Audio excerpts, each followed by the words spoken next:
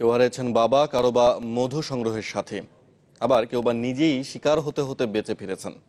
সাতক্ষীরা কালীনগর গ্রামের সবার গল্পই প্রায় এমন।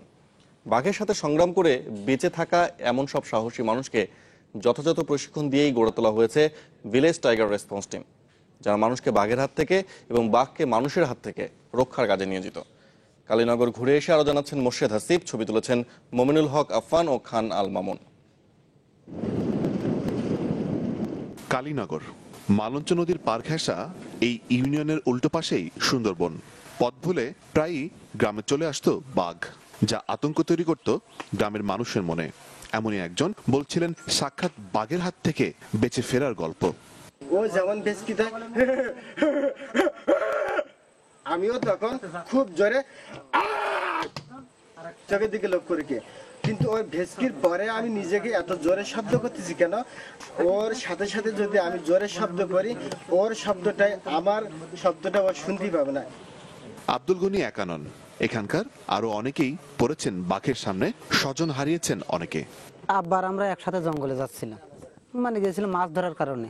আমার আব্বা ছিল আমার সাথে, গাছের গোড়ার থেকে ও কিন্তু লাভ দেয়, এই পিঠে এই জায়গায় একটা পাওয়া দিয়ে দিয়েছে আর ঘাড়ে এই যে একটা পাওয়া দিয়ে দিয়েছে। সরষার উড়িতের পরে মাথাটা রাখেছে, রাখবার সাথে সাথে রক্ত বেরোচ্ছে এত পরিমাণ, যেরকম ওই কোনো মেশিন দিয়ে পানি পড়ে কল কল কল কল শব্দ হয় না, ওই রকমই শব্দ হচ্ছে। খুব জোরে হামড়ি দিয়েছে, আমার গার উপরে পড়লো।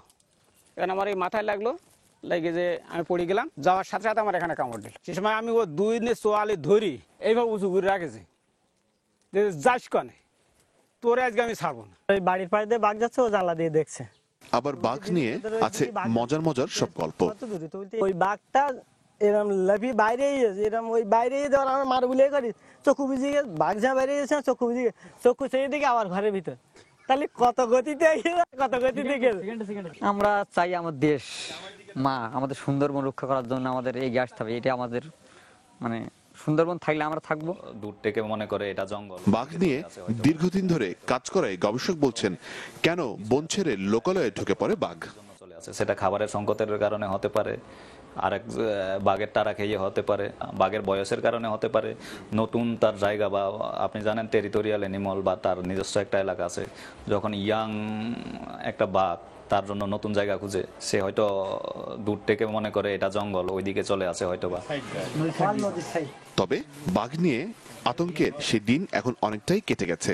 বেসরকারি উন্নয়ন সংস্থা ইউএসএইড এর অর্থায়নে গ্রামবাসীদের মধ্যে আগ্রহী ও সাহসীদের প্রশিক্ষণ দিয়ে গড়ে তোলা হয়েছে ভিলেজ টাইগার রেসপন্স টিম। বিশ্বের বেশিরভাগ দেশ বাঘ রক্ষায় পুরোপুরি সফল হয়নি, সেখানে বাংলাদেশের এই প্রত্যন্ত গ্রামের মানুষ স্থাপন করেছে অনন্য নজির। নিজেদের সুরক্ষার পাশাপাশি বাঘ রক্ষায়ও রাখছে ভূমিকা। ওরা কোনো রকম আর্থিক সহযোগিতা ছাড়া যেই কাজটা করে যাইতেছে, মানে ওদেরটা কোনো প্রশ্ন নাই, কারণ ওরা হৃদয় থেকে কাজ করে। মানে যেটা আগেও হয়তো ওদের ভিতরে ছিল, আমাদের কাজ হলো ওইটাকে আরো জাগিয়ে দেয়া।